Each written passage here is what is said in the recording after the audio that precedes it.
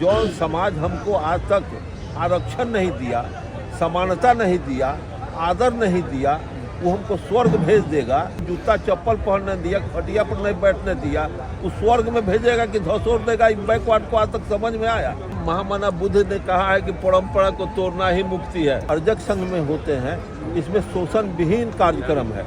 हमें एक पैसे का फाजुल खर्ची और इसमें दान और इसमें पाखंड इसमें कोई नहीं है। गंगा का पानी गोबर पर पड़ जाने से शुद्ध होकर के गौड़ गणेश देवता में कन्वर्ट हो जाता है। तो भारत में दलित चमार दुसार डोम हलखोर है, सबको गंगा में झमार झमार के धो दो कि सब शुद्ध हो जाए। तो इंसान अछूत रहे या गोबर देवता बन जाए। जितना भी रूढ़िवादी व्यवस्था है वो सब को हम समाप्त करते हैं। ये भारत के संविधान का आर्टिकल 13 में लिखा हुआ है। मनुवादी मीडिया जितना भी है भारत का, उसको हम ही लोग सांप को दूध पिलाते हैं।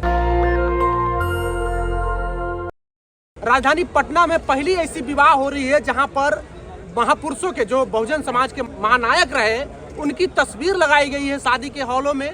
और अर्जक संघ यानी कि जो हिंदू जो परंपरा है उनको त्याग कर करके किसी अन्य धर्म से कहें तो वो भी सही नहीं होगा, संविधान को साक्षी मान के अब शादी करने की परंपरा शुरू हो गई है। अर्जक संघ के बिहार प्रदेश अध्यक्ष हैं अरुण गुप्ता हमारे साथ में है। सर क्या कहिएगा, पटना में भी इस तरह की शुरुआत अब पहली बार हो गई है? सर नहीं, कई बार यहाँ अर्जक संघ के द्वारा मतलब कि वैवाहिक कार्यक्रम संपन्न हुए हैं। जैसे आप ही के मीडिया वाले वेद प्रकाश जी, उसमें हम समझी बनवाए थे जीताराम मांझी जी को और उदय नारायण चौधरी पूर्व मतलब विधानसभा अध्यक्ष, इन्हीं लोगों दोनों आदमी को समझी बनाया और अध्यक्षता हम स्वयं कर रहे थे। वेद प्रकाश बाबू का मैं शादी यही पटना की किसी बड़ा होटल में, पाटलिपुत्रा होटल में किए थे। और इस तरह का और कई ठो कार्यक्रम अर्जक विधि से यहाँ हम संपन्न कराए हैं। कई गो शोक सभा भी कराए हुए हैं। और यहाँ आज हमारे ये सुखित नारायण बाबू जो इंजीनियर साहब के पुत्र अनंत कुमार जी का अर्जक विधि से, जो मानववादी ढंग से अर्जक संघ के सिद्धांत के आधार पर ये शादी होगी। और जिसमें हम अर्जक संघ के यहाँ 50 हम अर्जक संघ के साथ ही जुटे हुए हैं। और हमारे कई ठो मीडिया चैनल ये सब इसमें आज उपस्थित हैं। और मैं आप चैनल के जितने भी नौजवान हैं मैं उनका शुक्रगुजार हूँ। और आप लोग ने जो मानव हित मानव कल्याण में जो विज्ञान का ये चकाचौंध चल रहा है, इसका जो सदुपयोग कर रहे हैं, ये बहुत प्रशंसनीय है। जो आज देश के अंदर जो दबे कुचले का जुबान आप लोग बने हुए हैं, दबे कुचले समाज का जो प्रतिनिधित्व कर रहे हैं, जिससे मानववाद की दूरी कमती जा रही है। और पेरियार, ज्योतिबा फुले, बाबा साहब अम्बेडकर, बुद्ध और अर्जक संघ का विचार, कार्ल मार्क्स का विचार, ऐसे महान दार्शनिकों जो मानव हित में इन लोगों ने अपना सर्वस्व लुटाया है, उस चीज़ को आप जीवित रखने का काम किया है वैज्ञानिक इक्विपमेंट के आधार पर। इसके लिए मैं आप चैनलों का शुक्रगुजार करता हूँ, आपका आभार व्यक्त करता हूँ। अभी बिहार विधानसभा में हुआ जब पालीगंज के विधायक डॉक्टर क्या नाम है, संदीप सौरभ, डॉक्टर संदीप सौरभ जो माले के विधायक हैं, तो उसको लेके बीजेपी के विधायक खड़ गए, कई विधायक। और मिथिलेश तिवारी जो एक बीजेपी के विधायक हैं, उन्होंने विधानसभा में कहा, तो यहाँ पर देखा जा रहा है कि यादव दूल्हा हैं जो बीपीएससी से क्वालिफाइड हैं और वो अनुमंडल कल्याण पदाधिकारी हैं। और लड़की वधू जो है वो भी प्रखंड पंचायती राज पदाधिकारी, वो भी बीपीएससी से क्वालिफाइड है। बीपीएससी से सिलेक्शन उनका दोनों का हुआ है, दोनों यादव हैं, शादी कर रहे हैं। जो सामाजिक जो रूढ़िवादी परंपराएं हैं, उसको तो हम अर्जक संघ वाले जितने मानववादी संगठन भारत में जो कार्यरत हैं, तो सब हम लोग चैलेंज करके उनके परंपरा को तोड़ दिया। और अर्जक संघ में होते हैं, इसमें शोषण विहीन कार्यक्रम है। हमें एक पैसे का फाजुल खर्ची और इसमें दान और इसमें पाखंड इसमें कोई नहीं है, कोई ये थी नहीं है। लेकिन उन लोगों में टोटल शोषण पर आधारित जो व्यवस्था है, और वो लोग कहने के लिए कुछ भी कह लें, लेकिन हमारी जो व्यवस्था है, हम 90% का प्रतिनिधित्व कर रहे हैं। हमारा प्रतिनिधित्व करने वाले कौन हैं? जो समाज हमको आज तक आरक्षण नहीं दिया, समानता नहीं दिया, आदर नहीं दिया, वो हमको स्वर्ग भेज देगा, ये कल्पना की बात है, समझे ना। ये ख्याली पुलाव है, ये दिन में सूरज को दीपक दिखाने के बराबर है। जौन जात आज तक हमारे समाज 90% को खराउन खरपा नहीं पहनने दिया, जूता चप्पल पहनने दिया, खटिया पर नहीं बैठने दिया, वो स्वर्ग में भेजेगा कि धसोर देगा, बैकवर्ड को आज तक समझ में आया। वो हमारा प्रतिनिधित्व करने वाला कौन है? हम ये सुखित नारायण बाबू, उनका जो एडीएम लड़का का शादी आज जो कराने जा रहे हैं, जैसे वेद प्रकाश जी का शादी करा रहे हैं, शादी कराते हैं, उससे सब बच्चा रिष्ट पुष्ट होता है और सब डॉक्टर अम्बेडकर या कार्ल मार्क्स और परिवार पैदा लेता है। हम लोग अर्जक संघ करा जिससे शादी कराएंगे, सब पोलियो मारा हुआ बच्चा पैदा होता है। तो हम तो जितने भी नाती नतनी, हमारे जितने भी परिवार के पोता उता, सब का अर्जक विधि से शादी कराए। कहाँ एक को हमारा पोलियो मारा हुआ पोता पोती या नाती नतनी जन्म लिया। इसका मतलब उनके यहाँ जो मतलब टोटल काल्पनिक बात, काल्पनिक उड़ान का उनका बेसलेस सारे। सर वो लोग कहते हैं कि 10वीं कर लोगे, 12वीं कर लोगे, 13वीं कैसे करोगे? जमाना उनका लद गया। हम महामना बुद्ध ने कहा है कि परंपरा को तोड़ना ही मुक्ति है। हम परंपरा को तोड़ दिए और अर्जक संघ के तत्वाधान में जो बाबा साहब अम्बेडकर संविधान और ये सब बातों का जो जिक्र है, संविधान के आधार पर ये मानव समता की बात है। वो लोग मानव समता के पक्ष पोषक नहीं है, विषमता के पक्ष पोषक है। इसलिए हमारे साथ उनकी पटरी नहीं बनेगी। इसलिए हम कहते हैं कि आप अपना ज्ञान अपने पास रखें, आप अपने धर्मशास्त्र को अपने यहाँ रहें। मेरा धर्मशास्त्र संविधान है, परिवार ज्योतिबा फूले और अम्बेडकर का जो तो आ जाएगा बाईपास दर्शन है, वो हमारा साधन हो सकता है। आपने कहा सर कि उनके जो धर्म में है लूट घसोट का होता है, तो कैसे कहेंगे सर लूट घसोट का शादी होता है? अरे मत पूछिए। जो आदमी गोबर पुजवाएगा, अब इससे बड़ा क्या प्रमाण हो सकता है? पत्थर पुजवाएगा और क्या प्रमाण होगा?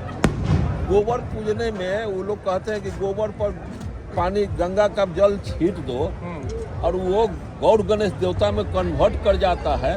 तो गंगा का पानी गोबर पर पड़ जाने से शुद्ध होकर के गौर गणेश देवता में कन्वर्ट हो जाता है।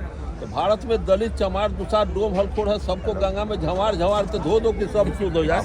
तो इंसान अछूत रहे, गोबर देवता बन जाए, ये कभी संभव नहीं है। इसलिए उन्हीं के बाप फले फूले, इसकी जरूरत हम अर्जक संघ के पास। चिराग पासवान वाला जो आप बयान दिए थे बहुत वायरल हुआ। चिराग पासवान ने कहा कि माता रानी ने मुझे बहुत कुछ दिया है हमें। अरे चिराग पासवान जी के बारे में क्या भैया कहना पड़ेगा। उनके पिताजी तो हमारे, हम ही उनको मेंबर बनाए थे बीबी कॉलेजिएट मुजफ्फरपुर में। रामविलास भाई को कहे कि आप पैक करता हूँ अर्जक संघ के सदस्य बनिए, तो बन गए। मंच पर हम बनाए उनको। अम्बेडकर संदेश 2 गो दिया तो 5 गो ले लिए।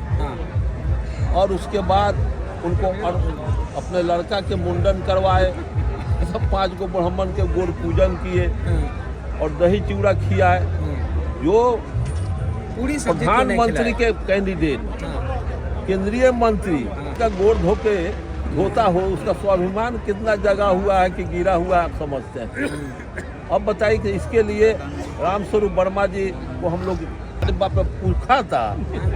अरे वो वन व्यवस्था में तो शूद्र है, अछूत है, अछूत क्या उखाएगा? सुखल के खाना। हाँ, सुखल के खाएगा वो लोग। तो ये एक सवाल है वकील साहब कि क्या हिंदू ये शादी लीगल तरीके से कोई अड़चन तो नहीं आएगी? क्योंकि हिंदू कोड बिल में ही है, हिंदू मैरिज एक्ट में कि हिंदू विधि विधान से शादियाँ, तो इसका लीगल एस्पेक्ट क्या है? हाँ जी, मैं बतला देता हूँ। मैं अरुण कुशवाहा, संविधान विशेषज्ञ, advocate, Patna high court and supreme court of India.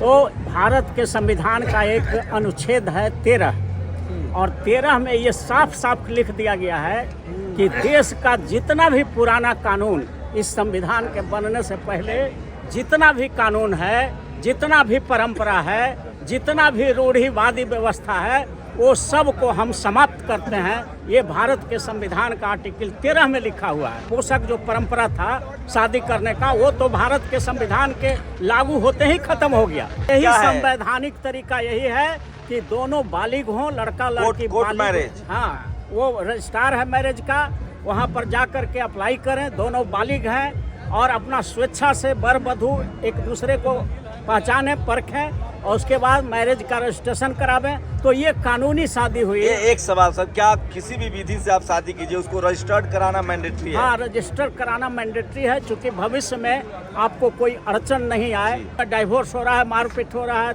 498A का केस हो रहा है, 34 डोरी प्रोहिबिशन का एक्ट हो रहा है, सारा जो है दुर्गति हो जाता है। लेकिन रजिस्ट्रेशन जब रहेगा तो वहाँ पर एक लीगल डर बना रहता है दोनों पक्षों में जी। कि नहीं, हमने शपथ लिया है और जा कर के वहाँ पर हम लोगों ने शादी किया है, रजिस्टर्ड मैरिज है। तो हम ये भी एक और बात बतलाना चाहते हैं जो बहुत गंभीर बात है।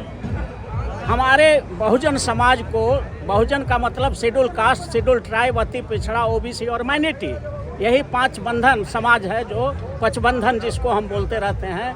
यही 5 समाज पहले शूद्र कहा जाता था। तो ये 5 उसमें समाज तो किसान जातियां भी थी, जाट, पटेल, मराठा, हाँ, जी गुर्जर, जी, ये सब वो सब भी थे। तो अति पिछड़ा, ओबीसी वही है। और इन लोगों ने 6 साधन बनाया है हम लोगों का आर्थिक शोषण करने का। 6 साधन बनाया है, जिसमें पहला है ये शादी। जितना आदमी जन्म लिया है 90% हम हैं, तो 140 करोड़ में 120 करोड़ तो हम ही लोग हैं। श्राद्ध में भी वो घुसेगा। जितना हमारे बहुजन समाज के 120 करोड़ हैं, तो मौत तो सबकी होनी है। तो सब में अगर 100 रुपया भी लेगा तो आप 120 करोड़ को 100 रुपया से 100 क्या भीख लेगा, वो 1000, 2000, 10,000 लेके जाता है। तो उतना संकल्प में, तो ये श्राद्ध भी एक बहुत बड़ा शोषण का, आर्थिक शोषण का साधन है। तो हमारा अरबों रुपया बचेगा साल में। श्राद्ध में ब्राह्मणों को बुलाना बंद करना होगा, अरबों रुपया बचेगा साल में। और तीसरा जो साधन है, हम बार बार बोलते हैं कि ये 65 लाख मंदिर बना के रखा है भारत में।